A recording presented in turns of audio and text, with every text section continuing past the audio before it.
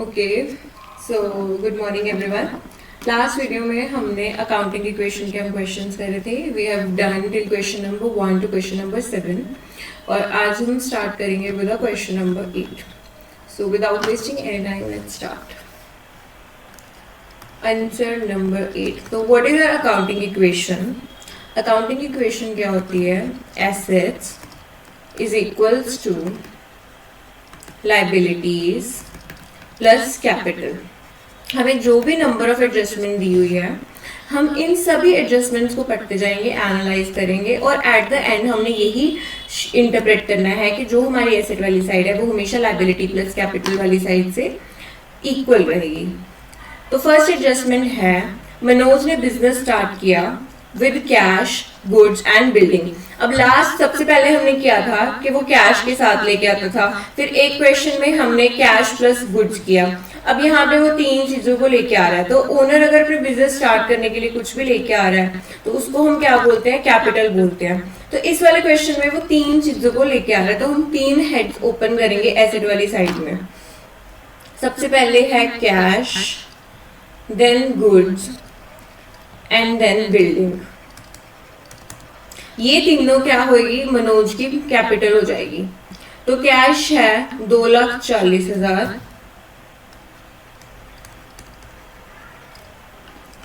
Goods हो गए हमारे पास 1,00,000 के,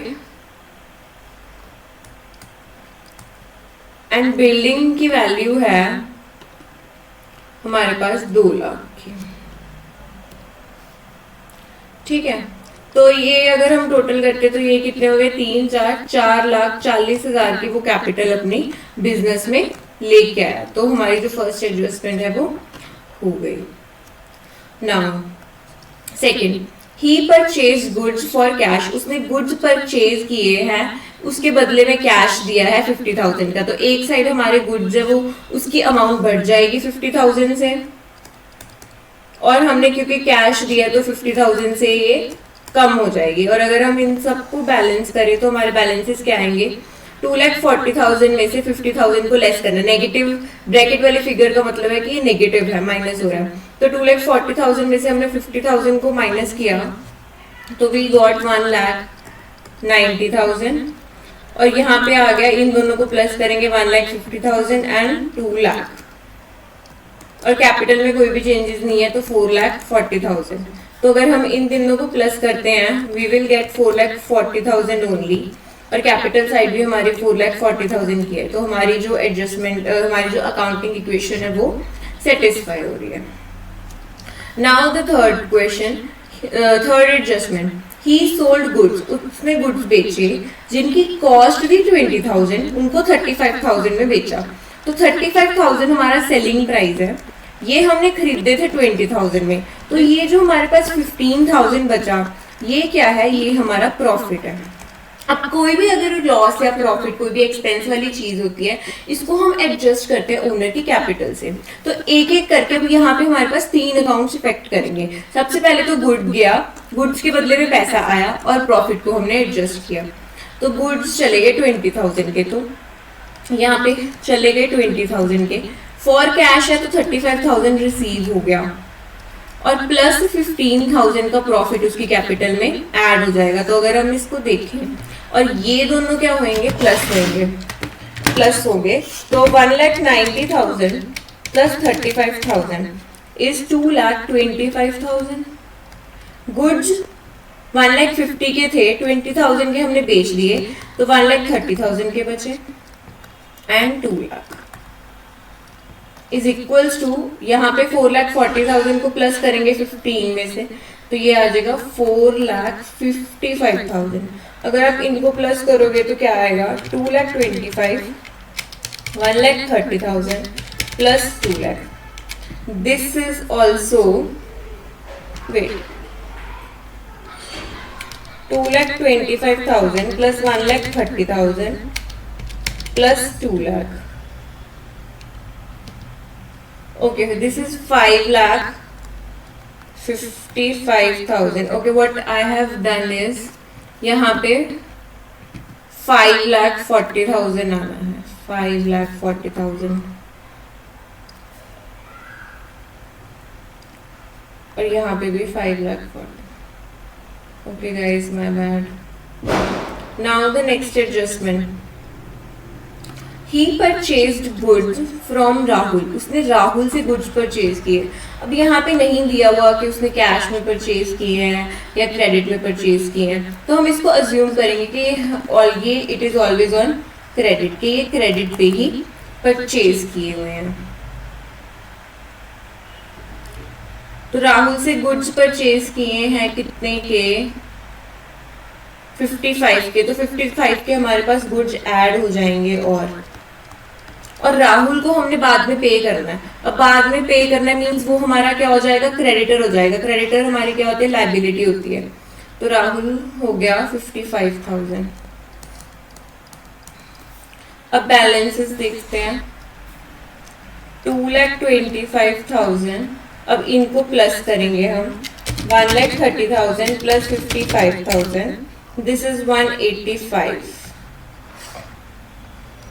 and 2 lakh is equals to 55,000 plus 5,55,000. और अगर हम इनको देखें तो 5,55,000 plus 55,000 this is 6,10,000.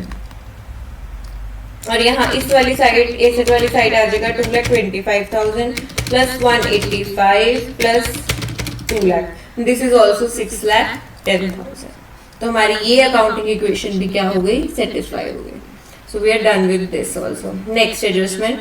He sold goods to Varun costing 52,000 for 65,000. अब वरुण को बेचेगा. यहाँ पे कैश नहीं लिखा हुआ, तो इट मीन्स वरुण हमें बाद में पैसे देगा. हमारे पास इकोनॉमिक रिसोर्स का इनफ्लो होगा अभी, तो ये हमारा डेटर बन जाएगा, हमारा एसेट बन जाएगा. ठीक है.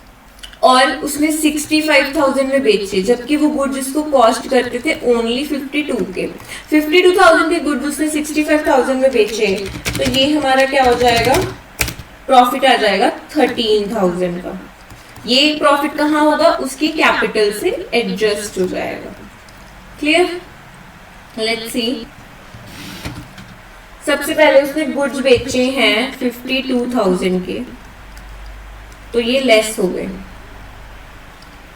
अब एसेट वाली साइड में हमारे पास वरुण आ गया, जिससे हमने पैसे लेने हैं 65,000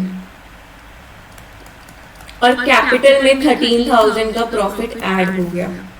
राइट. तो अगर हम बैलेंसेस को देखें अब, तो ये हो गया 2,25,000. इसमें से हम गुड्स को माइनस कर देंगे. 185 minus 52,000. This is 133. अब 2 लाख ऐसे का ऐसे आ गया और 65,000. इसके अगेंस्ट 55,000 की लायबिलिटी हमारे पास अभी भी है. इन दोनों को ऐड करेंगे क्योंकि प्रॉफिट ऐड हुआ ना. अब 5,55,000 प्लस 13,000. This is 568. अब इनको पहले इनको प्लस करते हैं. 568 plus 55,000. This is 623 I am getting. और एसेट वाली side 2,25,000 plus 133 plus 2 lakh plus 65,000. This is also 6,23,000. Hence जो हमारी अकाउंटिंग इक्वेशन है वो क्या हो गई? सेटिस्फाई हो गई. Right. Now we have done this adjustment also. Next, he paid cash. अब राहुल को उसने कैश पे कर दिया इन फुल सेटलमेंट. हमने देखा था इन फुल सेटलमेंट का मतलब है ओके राहुल का बैलेंस कितना था? 55,000 का. यू सी 55,000 का उसका बैलेंस था. अब क्या हुआ कि 55,000 के बैलेंस था राहुल का. इस 50,000 में से उसने फुल सेटल कर दिया अकाउंट, मतलब अकाउंट खाली कर दिया 53 का. अब हमने पे तो कितना करना था? 55,000 पे करना था. पे कितना किया? सिर्फ 53,000. जो 2,000 है वो हमारे लिए एक तरह से डिस्काउंट हो गया, बट वो डिस्काउंट रिसीव्ड है, एक तरह से हमारी क्या है? इनकम है. अब ये इनकम जो हमारे प्रॉफिट एंड लॉस का पार्ट होते हैं, तो ये भी कहाँ जाएगी? उसकी कैपिटल में एडजस्ट हो जाएगी. तो इसकी भी क्या होंगी? 3 एडजस्टमेंट्स होंगी. You see okay let's see. अब राहुल का अकाउंट ये 55,000 वाला, इसको हमने नील कर दिया। अब इसका कोई पैसा नहीं देना बाकी, तो ये हो गया। इसके बदले पैसे सिर्फ 53 ही गए हैं, तो ये यहाँ से लेस हो जाएगा। बाकी 2000 हमारे कैपिटल में ऐड हो जाएगा, जो कि इसका डिस्काउंट था। तो अगर हम बैलेंसेस को देखें तो इसमें से ये माइनस होगा, क्योंकि कैश हमने पे कर दिया। 2,25,000 में से 53,000 माइनस कर दिया, तो दिस इज 172। इस बैलेंस में कोई भी चेंज नहीं है, 2 लाख की बिल्डिंग में कोई भी चेंज नहीं है। 65,000 इज इक्वल्स टू, ये बैलेंस नील हो चुके हैं। अब ये दोनों इसमें प्लस होगा, तो 568 प्लस 2000 इज 5,70,000। तो क्या हमारे पास अब इसको इनको प्लस करके क्या अमाउंट आ रही है? 1,72 plus 133 plus 2 lakh plus 65, this is also 5,70,000। सो हमारी अकाउंटिंग इक्वेशन क्या हो गई? सेटिस्फाई हो गई। Now the next one, salary paid. Salary is expense, तो एक्सपेंस है, इट मींस ये कहाँ पे एडजस्ट होगी? कैपिटल में। अब क्योंकि ये पे किया तो हमारा कैश इतने से रिड्यूस हो जाएगा। तो फर्स्ट इफेक्ट है हमारे कैश में 12,000 से हमारा कैश रिड्यूस हो जाएगा, और सेकेंडली हमारा कैपिटल भी एडजस्ट हो जाएगा 12,000 से। तो हमारे बैलेंसेस क्या आ जाएंगे? 1,60,000 आ जाएगा, 133 आ जाएगा, 2 लाख आ जाएगा, 65,000 इज इक्वल्स टू 5,70,000 में से 12,000 को माइनस करेंगे तो वी विल गेट 5,58,000। अब इनको प्लस करोगे तो हमारे पास क्या आएगा? 1,60,000 plus 133 plus 2 lakh plus 65,000, 5,58,000, right. तो हमने ये एडजस्टमेंट भी कवर कर ली। नाउ सैलरी पेड हो गया। Next is received cash from Varun in full settlement. अब वरुण से हमने पैसे लेने थे, कितने? 65 हमने पैसे लेने थे। हमें कितने मिले? हमें 63 मिले, तो हमारा 2000 का नुकसान हो गया, क्योंकि अब इस केस में हमने क्या किया? डिस्काउंट पे किया, डिस्काउंट ग्रांट किया दूसरे को, तो ये हमारा लॉस हो गया। अगर जब हमने पे करना होता है, हम कम पे करते तो वो हमारा प्रॉफिट होता है, बट इस केस में हमें कम मिला है तो हम लॉस में चल रहे हैं, तो हमारा कैपिटल 2000 से ही लेस हो जाएगा। तो एक एक करके इसको सेटल करते हैं। पहले ये जो 65,000 है इसको हम नील कर देंगे, क्योंकि फुल्ली सेटल हो गया हमारा अकाउंट, इससे कुछ भी लेना बाकी नहीं है, ठीक है। हमें मिला कितना है? हमें 63 मिला है, तो ये ऐड हो गया, और 2000 हमें कम मिला, तो ये हमारा लेस हो जाएगा, क्योंकि ये हमारा लॉस है, राइट। तो यहाँ पे हमारे पास आ जाएगा 5,56,000, और यहाँ पे ये हमारा सेटल हो गया, तो यहाँ पे 0 रहेगा। 2 लाख बिल्डिंग में कोई भी चेंजेस नहीं है, 133 में भी कोई भी चेंजेस नहीं है। अब 1,60,000 में प्लस करोगे 63, 1,60,000 प्लस 63, दिस इज 223, राइट। तो अब इनको प्लस करोगे तो हमारे पास क्या आएगा? 2,20,000 plus 133 plus 2 lakh, this is also 556। तो हमारा अकाउंट यहाँ पे क्या हो गया? सेटल हो गया, और हमारी अकाउंटिंग इक्वेशन भी सेटिस्फाई हो गई।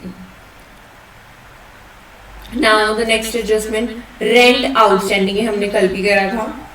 रेंट आउटस्टैंडिंग का मतलब है कि रेंट हमारा इस साल का खर्चा है, तो सबसे पहले तो हमारी कैपिटल एडजस्ट होगी। बट क्या हमने पे कर दिया? नहीं, हमें पे करना है। आउटस्टैंडिंग हमें अभी पे करना है, अभी वो आउटस्टैंडिंग है, तो ये हमारी क्या है? लायबिलिटी है। लायबिलिटी है तो हमको पे करना पड़ेगा, तो ये हमारी लायबिलिटी आ जाएगी। आउटस्टैंडिंग रेंट कितने का? 3,000 का। तो ये हमारी एक लायबिलिटी क्रिएट हो गई, और क्योंकि ये खर्चा है तो कैपिटल एडजस्ट हो जाएगा 3,000 से। और हमारे बैलेंसेस एसेट वाली साइड में कोई भी चेंजेस नहीं है, ये एज इट इज है। 3,000 हमारी न्यू लायबिलिटी आई है, प्लस इसमें से इसको माइनस करेंगे तो क्या आ जाएगा? 5,53,000। अब इनको प्लस करेंगे तो वी अगेन गेट 5,56,000, और इधर भी 5,56,000, राइट।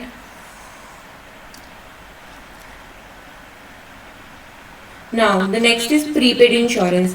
अब क्योंकि ये इंश्योरेंस है, हमारा इस साल का खर्चा है, प्रीपेड हमने पे कर दिया तो हमारा कैश लेस हो जाएगा। अब प्रीपे इस साल का खर्चा नहीं है, ये नेक्स्ट ईयर का खर्चा, बट हमने पे आज ही कर दिया तो इसका बेनिफिट हमें नेक्स्ट ईयर में अक्रू होगा। ठीक है, अब नेक्स्ट ईयर में बेनिफिट मिलेगा तो ये हमारा क्या हो जाएगा, एसेट हो जाएगा। प्रीपेड इंश्योरेंस 2000 का, प्रीपेड इंश्योरेंस 2000 का ऐड हो गया यहाँ पर, और क्योंकि हमने ये पे कर दिया तो यहाँ से लेस हो गया, तो हमारे बैलेंसेस क्या बचे, अब 2,23,000 में से 2000 लेस हो गया तो 2,21,000 बचा। 133, 2 lakh and 2000 is equals to, capital वाली साइड में हमारे पास कोई भी एडजस्टमेंट नहीं है, राइट, तो ये तो बैलेंस सेम ही आ गया। अब देखो कि क्या हमारी एसेट वाली साइड भी इतनी आ रही है, तो 2,21,000 plus 133 plus 2 lakh plus 2000, this is also 5,56,000. So we are done with this adjustment also. Next, commission received, हमें कमीशन रिसीव हुई है कमीशन, तो ये हमारे इनकम आ गया। अब रिसीव हुई है तो हमारा कैश बढ़ जाएगा और कैपिटल एडजस्ट हो जाएगा क्योंकि this is an item of P&L। तो हमारा कैपिटल आ गया 1000 से ऐड हो जाएगा और हमारा कैश भी 1000 से बढ़ जाएगा और हमारे बैलेंसेस आ जाएंगे 2,22,000, 133,000, 2,02,000 और इधर हमारा कितना आ जाएगा, 3,000 की हमारी लाइबिलिटी है रेंट की एंड 5,54,000, तो ये वाली साइड हमारे पास आ जाएगी 5,57,000। अब इनको प्लस करके देखो कि क्या सेम आता है, 2,20,000 plus 133 plus 2 lakh plus 2,000, this is also 5,57,000। So we are done with this also. I hope आपको सभी एडजस्टमेंट समझ में आ रही होंगी। Next, amount withdrawn by him for personal use. अब हमने देखा था कि अगर ओनर बिजनेस में पैसा डालता है तो वो उसकी कैपिटल में ऐड होता है और उसको इंट्रोडक्शन टू कैपिटल बोलते हैं। अगर वो अपने बिजनेस से पैसा निकलवाता है अपने पर्सनल यूज के लिए तो उसको ड्रॉइंग्स बोलते हैं और वो हमेशा क्या होता है, कैपिटल से लेस हो जाता है। तो 10,000 के उसने क्या किया है, कैश विड्रॉ कर लिया है, तो 10,000 से हमारे पास ये कम हो जाएगा और हमारी कैपिटल भी 10,000 से कम हो जाएगी, तो हमारे पास बैलेंसेस क्या बचेंगे,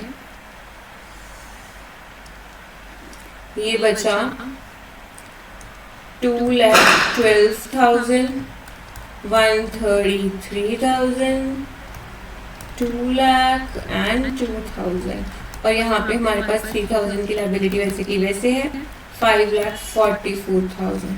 अब 5,44,000 प्लस 3,000 इज 5,47,000। अब इनको प्लस करोगे क्या हमारे पास यही अमाउंट आती है, 212 plus 133 plus 2 lakh plus 2,000, this is also 5,47,000। So yes, we are done with this adjustment also. Next, depreciation charge on building 10,000। हम मैंने लास्ट वीडियो में बताया था डेप्रिसिएशन क्या होता है। डेप्रिसिएशन एक्सपेंस होता है जो कि हमारे फिक्स्ड एसेट्स पे लगता है। फॉर एन एग्जांपल, हमने एग्जांपल लिया था एक बिल्डिंग का कि सपोज हमने एक कार है, सपोज करो एक कार ली है, अगर हम कार आज लेते हैं तो क्या 1 महीने बाद या 2 महीने बाद 1 साल बाद उसकी वैल्यू सेम रहेगी? नहीं, उसकी वैल्यू सेम नहीं रहेगी। व्हाट आर द रीजंस क्यों सेम नहीं रहेगी? सेम इसलिए नहीं रहेगी, एक तो टाइम चेंज हो रहा है, टाइम के साथ वो मॉडल भी चेंज हो रहा है, और क्योंकि हम उसको यूज कर रहे हैं तो उसके रिपेयर एंड मेंटेनेंस के चार्जेस रहेंगे, ठीक है, उसमें कोई ना कोई खराबी आई होगी, उसका मशीनरी पुरानी हो गई होगी, तो इन सभी चेंजेस को क्योंकि मार्केट वैल्यू उसकी कम हो गया, हमारे बुक्स में वो ओरिजिनल जिसमें हमने खरीदी थी उसी पे है, तो हम क्या करते हैं, हम साल बाय साल ईयर बाय ईयर हम उसको एक एस्टिमेटेड अमाउंट से कम करते रहते हैं। उस एस्टिमेटेड अमाउंट को जिससे हम कम करते हैं अपने फिक्स्ड एसेट के अमाउंट को, उसको हम डेप्रिसिएशन बोलते हैं।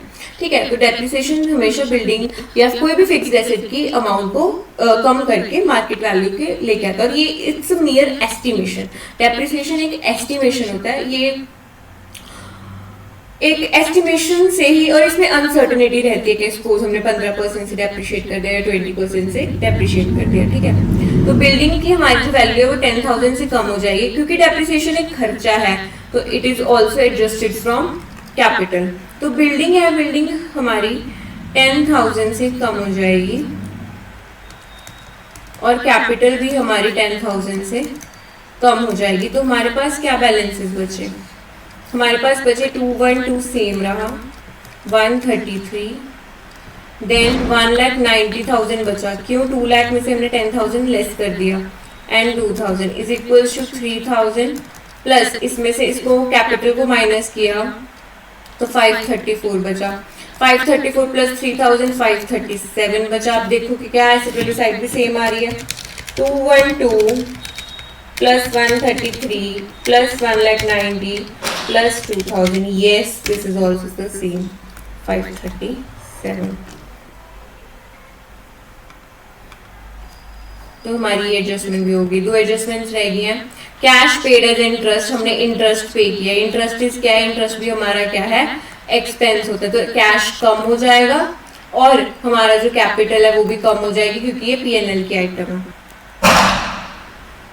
एक तो हमारा कैश कम हुआ है 2,000 से, तो इसको लेस करेंगे, और हमारा कैपिटल कम हुआ है 2,000 के, इसको लेस करेंगे। तो हमारे पास क्या बैलेंसेस बचे?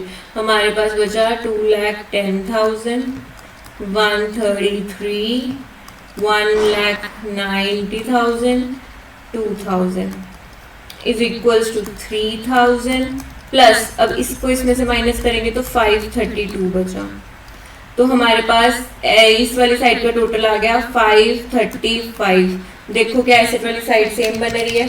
212 plus 133 plus 1,90,000 plus 2,000,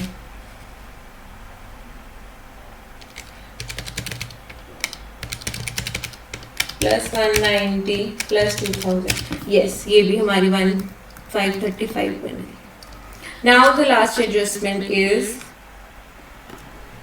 purchase goods. हमने गुड्स परचेज किए हैं रोहित से, क्योंकि यहाँ पे कैश नहीं लिखा हुआ, तो रोहित हमारा क्रेडिटर हो जाएगा 11,000 से। इसको हमने पे करना है, तो यहाँ पे हमारा रोहित आ जाएगा 11,000 से। Okay, we are short of space I suppose.